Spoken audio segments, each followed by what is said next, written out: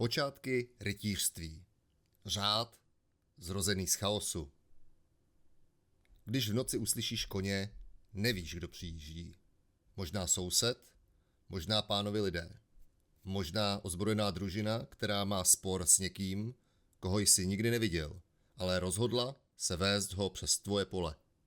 Nemáš telefon, nemáš policii, nemáš jistotu, že příkaz krále platí také za nejbližším lesem. Máš dveře, rodinu a několik minut, než se jezdci objeví u domu. Rytířství se nenarodilo v pohádce.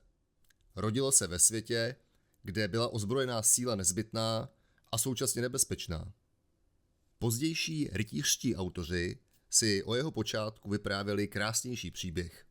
Ramon Lull ve 13. století napsal, že když ve světě zeslábly věrnost, spravedlnost a pravda, lidé se rozdělili po tisících. Z každého tisíce vybrali jednoho muže, nejsilnějšího, nejvěrnějšího a nejušlechtilejšího. Dali mu koně a úkol obnovit řád. 1 z 1000. Není to historický záznam. Žádný sněm, který by takto vybíral nejlepší muže, neproběhl. Je to zakládající legenda. A zakládající legendy nejsou cenné proto, že přesně popisují minulost. Ukazují, jakou představu si společenství vytvořilo o svém smyslu. Rytíři si chtěli věřit, že jejich výsady nevznikly jen z majetku, násilí a schopnosti udržet se v sedle. Chtěli věřit, že byli vybráni ke službě. Skutečný příběh je méně čistý a právě proto je užitečnější. Po rozpadu západořímské moci nevznikl v Evropě jeden okamžik úplného chaosu. V různých zemích a staletích přežívaly zákony, místní autority, města, církevní instituce i královská moc. Řád ale nebyl rovnoměrný. Panovník mohl vydat příkaz a přesto neměl dost lidí ani prostředků, aby v každém údolí prosadil. Místní páni vedli vlastní spory. Hrady poskytovaly ochranu, ale také základny pro soukromé války. Zemědělec nebo kupec často platil cenu za konflikt, jehož příčinu neovlivnil. V takovém světě získal zvláštní význam muž, který dokázal bojovat na koni. Kůň, výcvik, zbroj a lidé potřební k jejich udržování byly drahé. Jezdec se neučil několik týdnů. Vyrůstal v prostředí, kde se od dětství učil zacházet se zvířetem, zbraněmi a vlastní rovnováhou. Během 11. a 12. století se z výrazu označujícího vojáka postupně stávalo označení společenské a vojenské vrstvy. Nevznikl hotový rytíř s kodexem. Vznikala skupina mužů s neobvyklou pohyblivostí, výcvikem a schopností použít násilí. A společnost teprve potom hledala způsob, jak tuto sílu pojmenovat, ocenit a omezit. To je důležitý rozdíl mezi legendou a historií, protože legenda říká, nejdřív byl vybrán dobrý muž a potom dostal sílu. Historie častěji ukazuje opačné pořadí. Nejdřív se objevila síla, potom začal zápas o to, k čemu bude sloužit. Ozbrojení jezdci nebyli automaticky ochránci. Mohli bránit cestu a o týden později ji sami vyplenit. Mohli sloužit králi a zároveň vést soukromou válku proti sousedovi. Mohli chránit kostel a přitom zničit úrodu lidí, kteří s jejich sporem neměli nic společného. Schopnost bojovat z člověka nedělá rytíře. Dělá z něj člověka schopného bojovat. Rytířský ideál začal vznikat v napětí mezi touto schopností a potřebou dát jí hranice. Jednou z reakcí byla hnutí, označována jako boží mír a boží příměří. Církevní shromáždění se pokoušela chránit některé skupiny obyvatel a omezit dobu, kdy se smělo bojovat. Představa byla ve své jednoduchosti výmluvná. Jsou lidé, proti kterým se síla obrátit nesmí. Jsou chvíle, kdy má být zbraň odložena. Nešlo o okamžitý konec násilí. Pravidla se porušovala a jejich vymáhání bylo obtížné. Přesto se tím objevila myšlenka, která později prostoupila rytířskou literaturu. Ozbrojený muž nepodléhá pouze svému pánovi a vlastnímu prospěchu, má také povinnosti vůči řádu, spravedlnosti a těm, kdo se sami bránit nemohou. Z vnějšího omezení se postupně stával vnitřní ideál.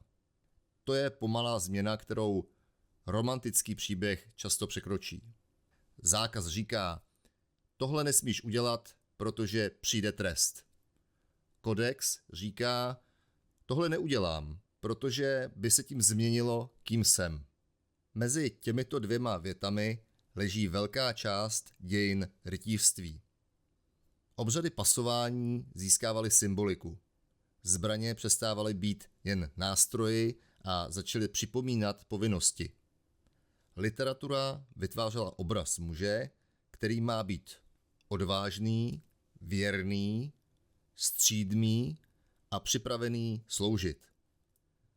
Realita za obrazem vždy zaostávala. Rytíři loupili, porušovali sliby a vedli války, které se s ideálem ochrany slabých neslučovaly. To však není důkaz, že kodex neexistoval. Je to důkaz, že kodex nebyl popisem běžného chování. Byl měřítkem, podle kterého se chování hodnotilo. Žádná společnost nepíše tolik o věrnosti, pokud ji nemusí neustále bránit před zradou. Žádná vrstva nezdůrazňuje sebeovládání, pokud její vlastní síla nepředstavuje problém. Žádný kodex nevzniká proto, že jsou všichni dobří. Vzniká proto, že nejsou. Proto je nebezpečné používat středověk pouze jako dekoraci pro dnešní touhu po silných mužích. Silný muž bez hranic nebyl řešením středověkého chaosu. Byl jeho součástí. Řešením měl být muž, který dokázal držet zbraň a současně přijmout, že ji nemůže použít pokaždé, kdy mu to dovolí převaha. Tohle napětí nezmizelo s koněm ani s mečem. Každá nová schopnost přichází dřív než etika jejího používání. Technologie nám dovolí něco udělat. Teprve potom se ptáme, zda bychom to dělat měli. Peníze zvětší naše možnosti. Neřeknou nám, co je dost.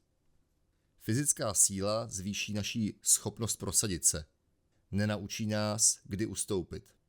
Autorita nám dá právo rozhodovat o druhých.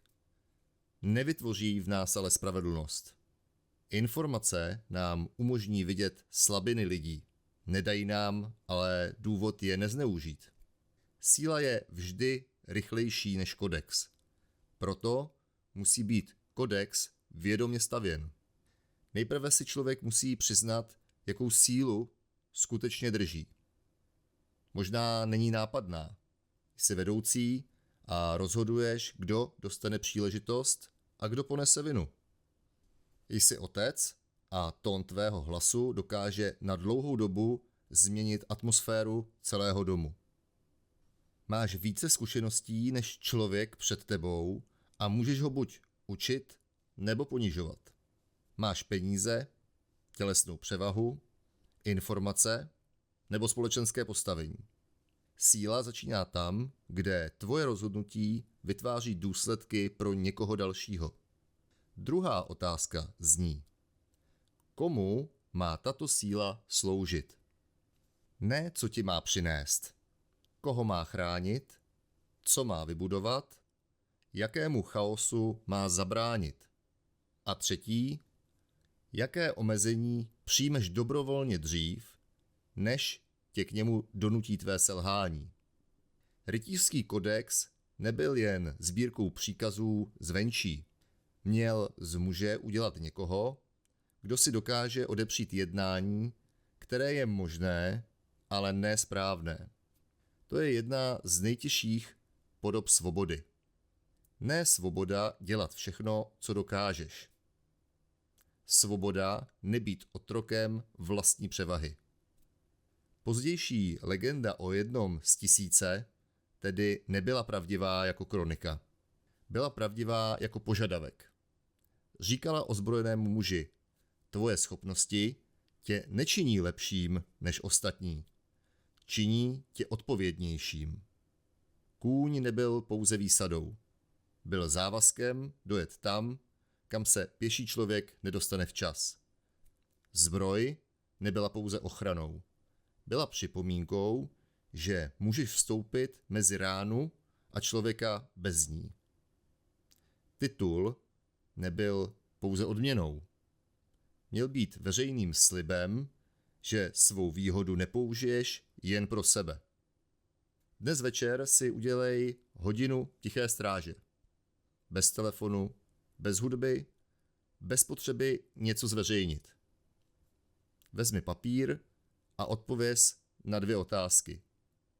Jakou sílu držím? Komu má sloužit? Nepiš, jakým člověkem bys jednou chtěl být. Napiš jedno omezení, které z odpovědí vyplývá už pro zítřek. Možná nebudeš mluvit o člověku, který není v místnosti. Možná přestaneš používat autoritu k tomu, abys měl vždy poslední slovo. Možná začneš budovat schopnost, kterou bude tvá rodina jednou potřebovat. Rytířství nevzniklo v okamžiku, kdy muž získal zbraň. Začalo vznikat ve chvíli, kdy se objevila otázka, co mu zabrání obrátit ji špatným směrem. A ta otázka je stále živá. Acta non verba.